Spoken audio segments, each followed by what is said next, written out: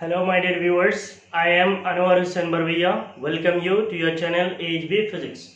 We are studying class 12 physics, and in class 12 we are studying alternating current. So, alternating current is your seventh chapter in class 12 physics. And in alternating current, we have already gone for 7 lectures. So, in the last class, we have studied about the AC voltage applied to series LCR circuit. That means we are studying when an AC source is connected to a series combination of inductor, capacitor and resistor. So in that what we are finding? We are finding the instantaneous current and the phase angle between the applied voltage and the current. We are going to find out the instantaneous current and the phase angle.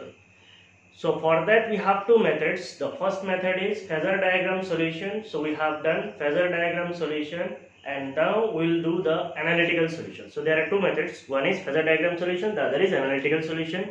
So in this class we will be studying about the analytical solution, for AC voltage applied to a series LCR circuit. That means अगर हमारे पास inductor, capacitor और resistor अगर series में connected है तो इनका instantaneous current equation क्या होगा और फेज एंगल क्या होगा, that we are going to find out. ठीक है, और ये एनालिटिकल है, that means it is completely mathematical है. और पहले वाला जो है फेजर डायग्राम सॉल्यूशन का था, तो वहां पे हमने फेजर डायग्राम को इस्तेमाल करके निकाला था. ठीक है, सो शुरू करते हैं.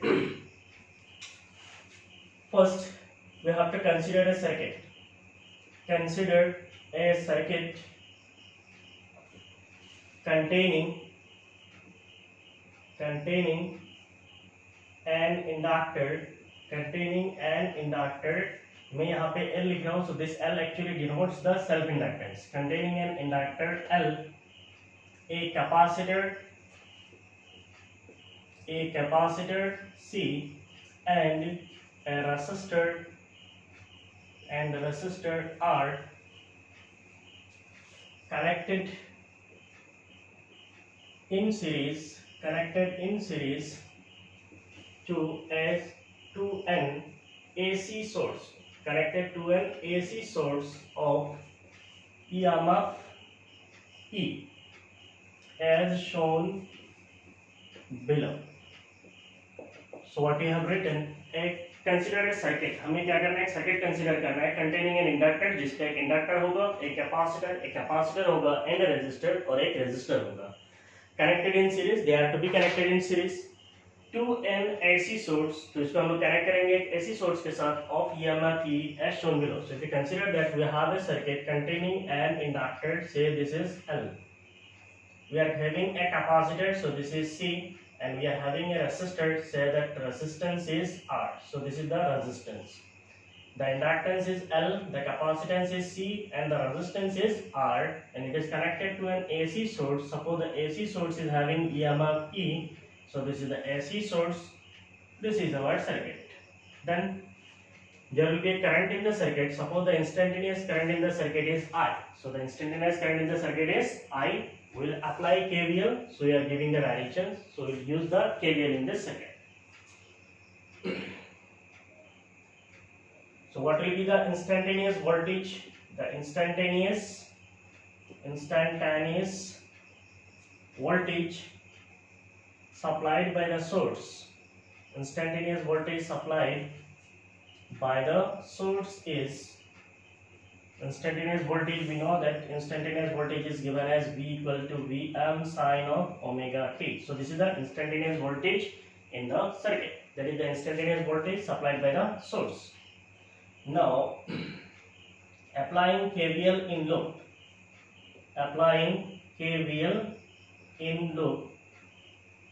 We have, so if we apply KVL, then what we will get?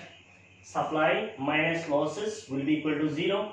So we can say that it is Vm sine omega t. Vm sine omega t is the voltage supplied by the source minus losses. What are the losses?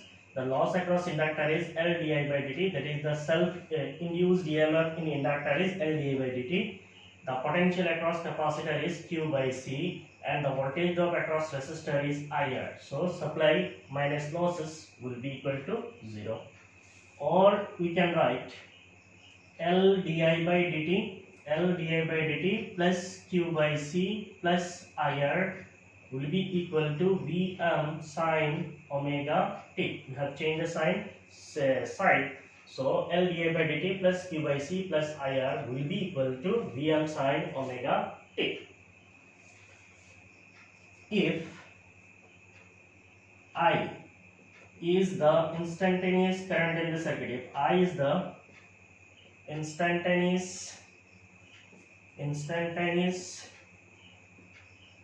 current in the circuit, if I is the instantaneous current in the circuit, then we can write I as I will be equal to dq divided by dt. What is current? Current is the rate of change of the amount of charge that will flow in time t, or we can say it is rate of flow of charge. So I is equal to dq by dt, और नहीं n लिखेंगे, ठीक है.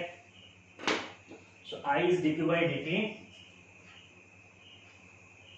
and if we differentiate current with respect to time, we can write di by dt will be equal to d square q divided by dt square. So it will become double differentiation. So हम लोग क्या लिख सकते हैं, I को अगर differentiate करेंगे with respect to time, then you can write di by dt, then it will be equal to d square q divided by dt square. ठीक है, तो आपको पहले इसको पोज मारी, यहाँ तक पहले लिखिए. ये डेरिवेशन लंबा है, कंप्लीट मैथमेटिकल है, तो आपको यहाँ पे ध्यान से सुनना है, सारे स्टेप को समझना है, और फिर जाके आप एग्जाम में कर सकते हो. अदरवाइज इसमें बहुत सारे स्टेप्स गड़बड़ी होता है, और ये एग्जाम में अगर आता है तो आपको 5 मार्क के लिए एग्जाम में देगा. ठीक है, सो आपने पोज मार लिया, लिख लिया है. हो ये पूरा इरेज नहीं करना है अभी.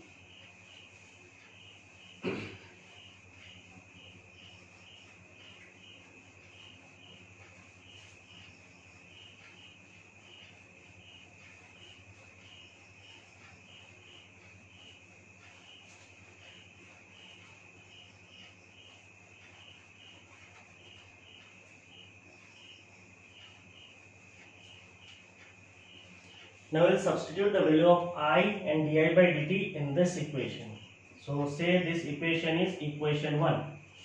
So you can write substituting in equation 1. So if you substitute in equation 1, then we'll get L di by dt. We can write it as d square q divided by dt squared. So we can write d square q divided by dt squared plus q by c plus IR. So we can write I as dq by dt. So you can say R dq by dt will be equal to Vm sine omega t.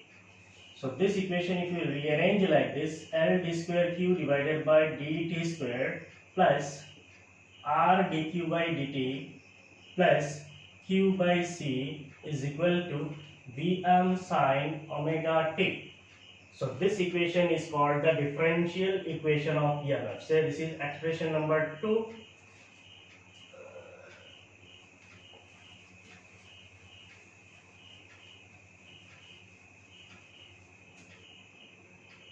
So in bracket you can write this is the differential equation of EMF. Differential equation of EMF. So इस equation को कहा जाता है differential equation of EMF. सो हम लोग जो है circuit का वोल्टेज इक्वेशन से क्या निकाल लिए, डिफरेंशियल इक्वेशन ऑफ ईएमएफ तक निकाल लिए. अभी हम लोग क्या करेंगे, ये देखिए step. Suppose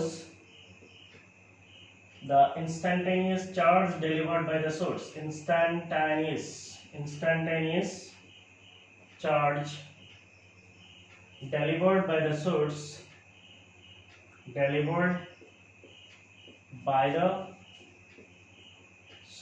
is instantaneous charge delivered by the source is q is equal to qm sine omega t plus theta. So we are considering that the source is supplying charge. What is that charge? The charge is q. Q is the instantaneous charge is equal to Qm. What is Qm? It is the peak value of charge, sinusoidal function, omega t is the angle, theta is the phase angle. ठीक है. So instantaneous charge can be given as Im sin of omega t plus theta. Likewise, the current I equal to Im sin of omega t plus phi. So we are writing the charge as Qm sin omega t plus theta. So we will now find out this theta and charge Qm. ठीक है. So if you write it as dq by dt, if you differentiate this charge with respect to time, then what we will get? Dq by dt. So dq by dt will be equal to what? It will be d dt. Q is Qm sin of omega t plus theta. So if we differentiate, then we will get Qm is the constant. तो Qm बाहर आ जाएगा. Differentiation of sin is what? Differentiation of sin is cos. So it will be cos of omega t plus theta. Now यहाँ पे जो angle है, what is the angle? Angle is omega t plus theta है, तो इसको हम फिर से differentiate करेंगे d dt of omega t plus theta.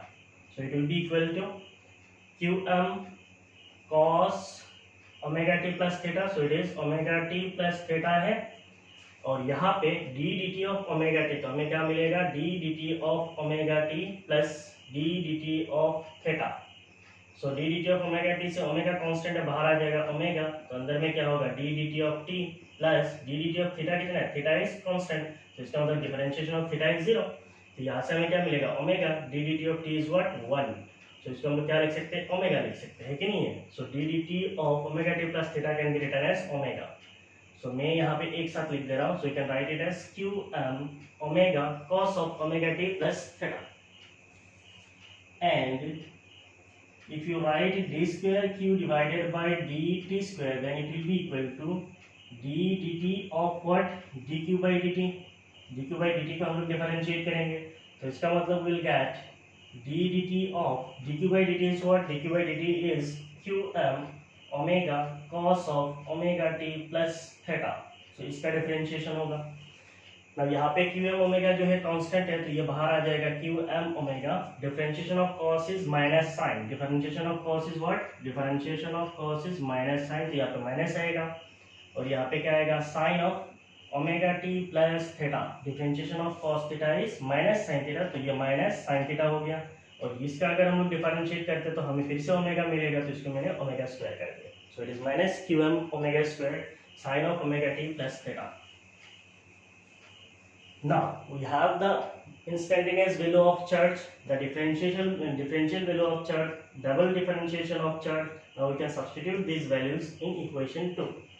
So substituting in equation 2, what we will get? Substituting in equation second, what we will get? L d square q divided by dt square is what? d square q divided by dt square is minus qm omega square sin of omega t plus theta. So this is your, एक साथ लिख देते हैं. So it is L d square q divided by dt square can be given as this, फिर plus, so ये हो गया आपका plus r dq by dt. What is dq by dt? dq by dt is qm omega cos of omega t plus theta, cos of omega t plus theta, plus q by c. So what is q? Q is qm sin of omega t plus theta. It is q by c, so divided by c will be equal to Vm sin of omega t. Now from this we can take the common. If we take common Qm omega अगर हम लोग common ले लेते तो हमें क्या मिलेगा? It is minus omega L minus omega, यहाँ से बाहर आ गया तो ओमेगा, और ये L है माइनस ओमेगा L. ये क्या है? It is sine of omega t plus theta, plus मैंने यहाँ से क्यूएम ओमेगा ले लिया, so it is R cos of omega t plus theta, plus QM बाहर ले लिया, ओमेगा बाहर कर दिया, इसका मतलब नीचे मल्टीप्लाई होगा ओमेगा से, so it is 1 by omega C sine of omega t plus theta will be equal to, यहाँ पे ब्रैकेट क्लोज कर दीजिए, तीनों टर्म से, इस टर्म से, इस टर्म से और इस टर्म से हमने क्यू एम ओमेगा को निकाल दिए, will be equal to V M sine of omega t. तो यहाँ से हम लोग क्या लिख सकते हैं? We can write Q M omega, और यहाँ पे क्या होगा minus omega L can be written as XL, so it is minus XL sine of omega t plus theta plus R cos omega t plus theta plus 1 by omega c is xc sin of omega t plus theta will be equal to Vm sin of omega t। ठीक है, दिख रहा है? Yes. सो आप लोग इसको pose मारिए, जल्दी जल्दी लिखिए।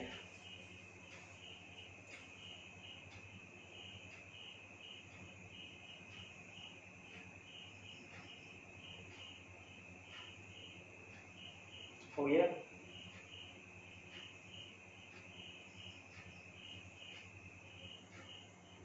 इस डेरिवेशन का मैंने पहले भी बोला, हर स्टेप को अच्छी तरीके से समझना, ठीक है? मैथमेटिकल है, समझ लिए तो कोई टेंशन नहीं, कहीं पे भी आप डायरेक्ट कर सकते हैं, इट्स नॉट एन इश्यू। लेकिन अगर आपने नहीं समझा तो फिर आप कुछ नहीं कर सकते।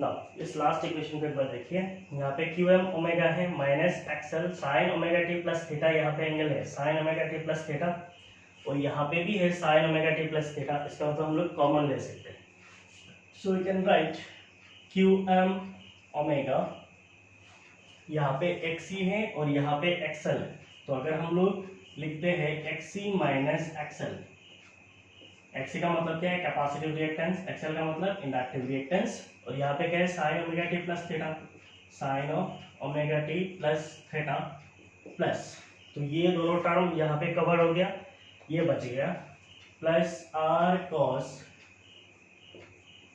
Omega t plus theta, this will be equal to V M sine of omega T.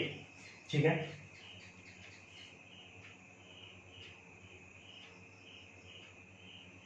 now we can multiply and divide on both sides, multiplying and dividing on both sides, both sides नहीं चाहिए, multiplying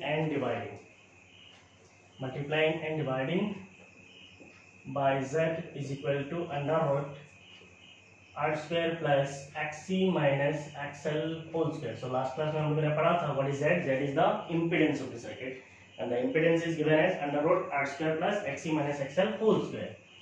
So if we multiply it by q m omega, यहाँ पे अगर हम लोग z से multiply करेंगे तो यहाँ पे हम लोगों को क्या करना पड़ेगा, z से डिवाइड करना पड़ेगा, xc minus xl divided by z हो गया, तो इसको काट सकते हैं ना, तो ऐसे लिखा जाता है, so it is sin of omega t plus theta plus यहाँ पे r by z cos of omega t plus theta complete will be equal to Vm sin of omega t.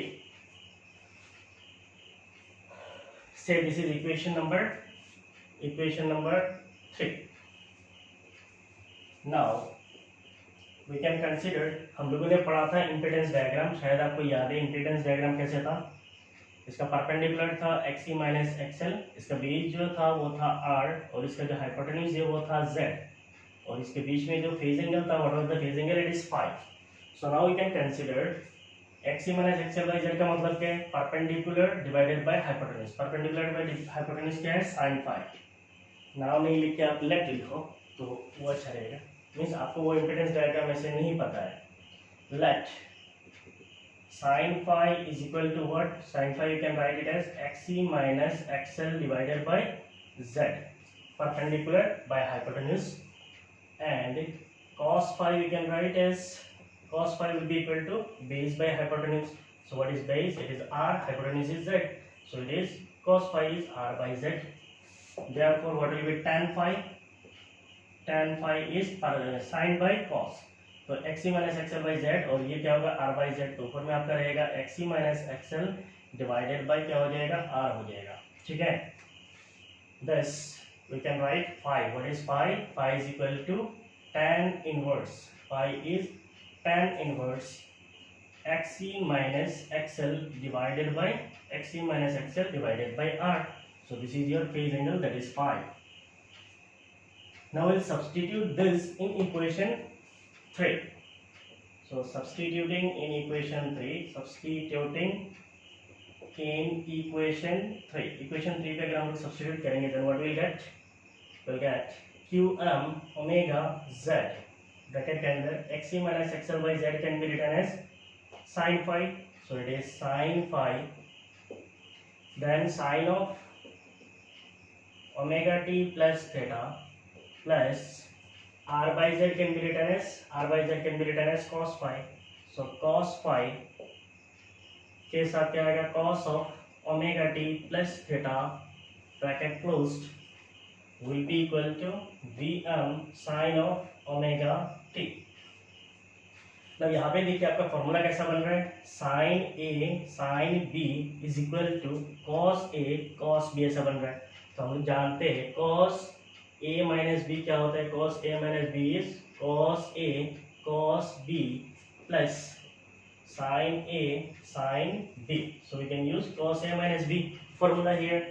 तो इसको हम क्या लिख सकते हैं, we can write qm omega z bracket के अंदर इसको हम लिख सकते हैं cos a minus b, so a minus b का मतलब क्या है, it is phi minus omega t minus theta, this is a this is b, so a minus b या फिर omega t plus theta minus five भी लिख सकते हैं। अगर इसको ए मान लेंगे इसको बी मान लेंगे तो भी लिख सकते हैं ना, तो कौन सा लिखेंगे,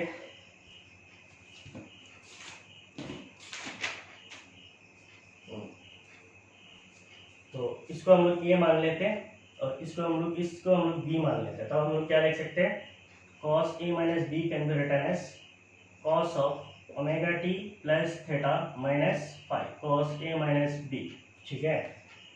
यहाँ पे देखो फिर से, ये हो गया a ये हो गया b, cos a cos b plus sin a sin b is equal to cos a minus b, so cos a is omega t plus theta minus b is phi, ठीक है। तो ऐसे लिख सकता हूँ, मैं ये सारे a भी निकाल दे रहा हूँ। So we've used the trigonometric identity, this will be equal to Vm sin of omega t, Vm sin of omega t.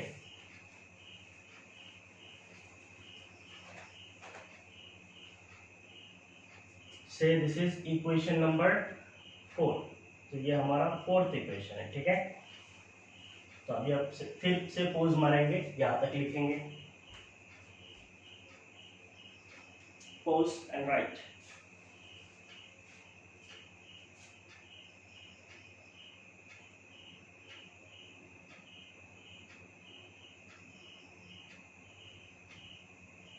हो गया।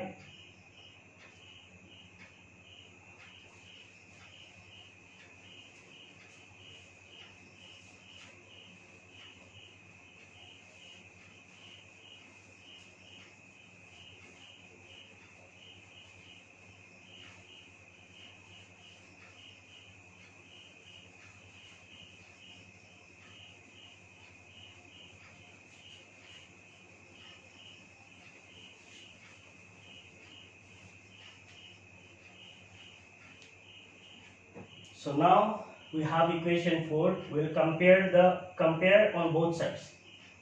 So यहाँ पे हम लिखेंगे comparing on both sides, comparing on both sides of equation 4, equation 4 का दोनों side को compare करेंगे। तो equation 4 का ये पार्ट क्या है, ये मैग्नीट्यूड है और ये क्या है, कॉस फंक्शन है, इसका मतलब ये मैग्नीट्यूड है ये फंक्शन है। राइट साइड में ये Vm जो है मैग्नीट्यूड है और ये क्या है, फंक्शन है, तो मैग्नीट्यूड को इक्वल कर सकते हैं और फंक्शन को इक्वल कर सकते हैं।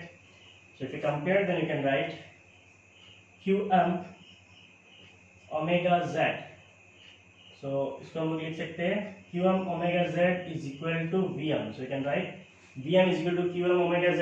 VM is equal to QM omega Z. So इसको हम लोग लिख सकते हैं VM is equal to IMZ. इसको हम लोगों ने कैसे यूज किया, हमने ओम्स लॉ का एनालॉजी यूज किया. ओम्स लॉ क्या होता है, V इक्वल टू IR. तो हमारा लेफ्ट साइड में क्या है, VM है, राइट साइड में क्या है, ये Z है, R के जगह पे क्या है, Z है, दैट इज इंपेडेंस है. तो यहाँ पे क्या आना चाहिए, करंट आना चाहिए. अगर ये पीक वैल्यू ऑफ वोल्टेज है तो यहाँ पे क्या आएगा, पीक वैल्यू ऑफ करंट आएगा. तो इसका मतलब QM ओमेगा जो है ये मेरा क्या रिप्रेजेंट कर रहा है, IM रिप्रेजेंट कर रहा है. Therefore what is IM, the IM is the peak value of current, it will be equal to VM by Z. तो यहाँ से हमें मिल गया peak value of current in the circuit. ठीक है.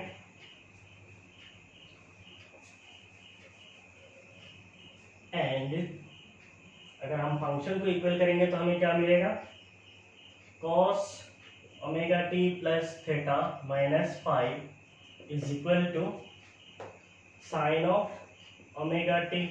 तो इसको हम लोग लिख सकते हैं, हम एक फंक्शन जानते हैं sine of pi by two plus theta. Sine pi by two plus theta is on sine, so it is cos theta. So we can use sin pi by 2 plus theta is cos theta. So यहाँ पे cos है और ये पूरा को मैं मान लेता हूँ थीटा है, ये पूरा क्या है, थीटा है. तो इसको हम लोग लिख सकते हैं sin of pi by 2 plus theta. So pi by 2 plus theta is omega t plus theta minus phi. समझ में आ रहा है, इस पूरा को मैंने थीटा पकड़ लिया है. तो cos theta can be written as sin pi by 2 plus theta. sin pi by 2 plus ये पूरा theta will be equal to sin of omega t. इधर sin है, इधर sin है, कैंसिल हो जाएगा. तो हमें क्या मिलेगा, pi by two plus omega t plus theta minus five is equal to omega t. इधर ओमेगा टी है, इधर ओमेगा टी है, कैंसिल हो जाएगा. तो हम लोगों को क्या मिलेगा, theta minus five is equal to minus pi by two. So theta minus five can be written as minus pi by two. तो यहाँ से हमें क्या मिल गया, थीटा मिल गया. कौन सा थीटा मिला है, हम लोगों ने चार्ज को जो पकड़ा था, Q इज इक्वल टू क्या है, QM sine of omega t plus theta जो पकड़ा था, ये थीटा वैल्यू मिल गया. What is theta, it is, अच्छा यहाँ से हम थीटा भी निकाल सकते हैं. Theta is minus pi by two plus five. ठीक है, तो ये थीटा वैल्यू हम लोगों को मिल गया.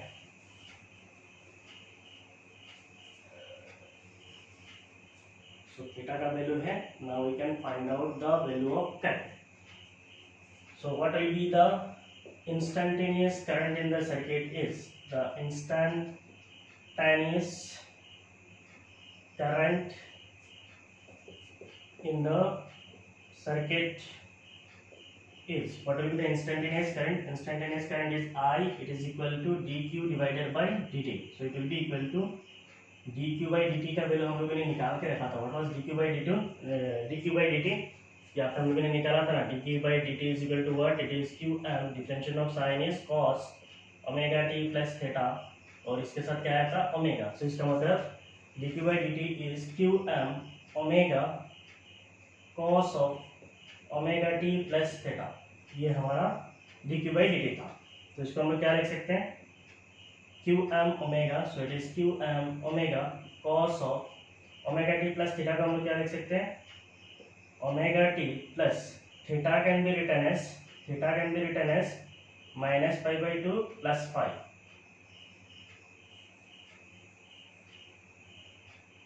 Omega t plus theta can be written as minus pi by two plus five. तो कहाँ से मैंने सब्स्टिट्यूट किया, यहाँ से. Theta is equal to minus pi by two plus five है. ठीक है, तो इसको हम लोग साइन में कन्वर्ट करेंगे. सो it is QM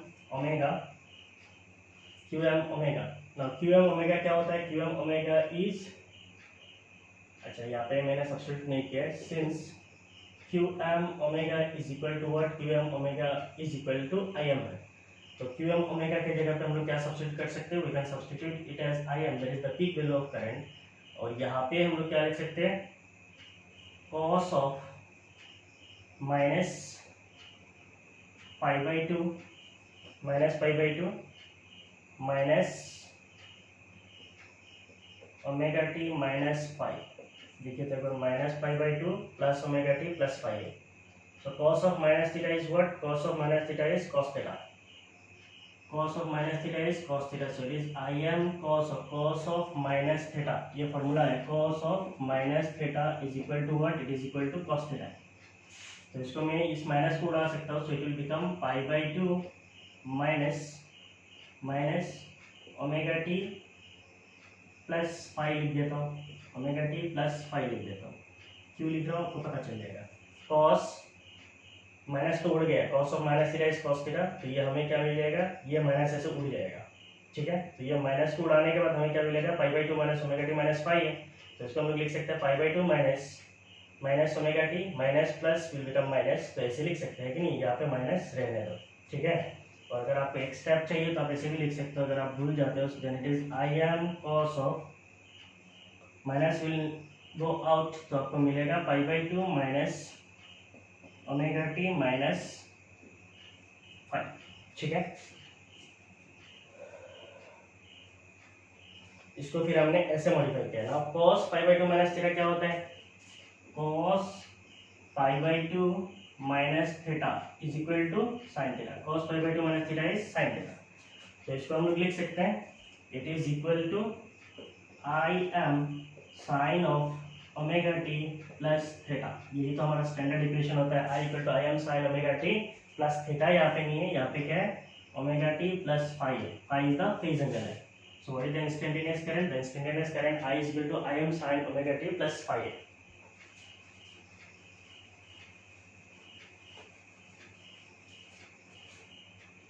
Therefore I is equal to, ये शायद नहीं लिखेगा. ठीक है. तो मैं यहाँ पे लिख दे रहा हूँ. ठीक है. यहाँ से therefore I is the instantaneous current is equal to Im sin of omega t plus phi.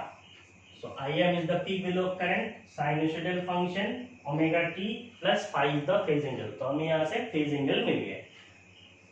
Done. So this is the complete derivation for analytical solution. ठीक है. ये derivation जो है स्टेप बाय स्टेप करना है.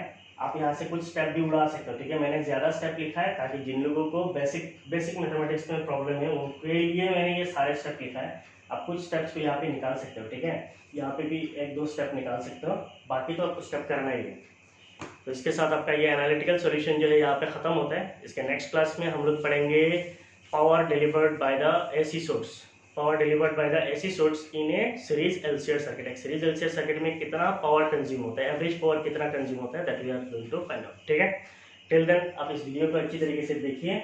इसका हर एक स्टेप को प्रैक्टिस कीजिए. बिना प्रैक्टिस के ये होगा नहीं. ठीक है. Thank you for watching my videos. If you are new to my channel please subscribe my channel. If you are already in my channel please share my videos so that we can expand our channel. ठीक है. Thank you for watching my videos. Thank you. Bye bye.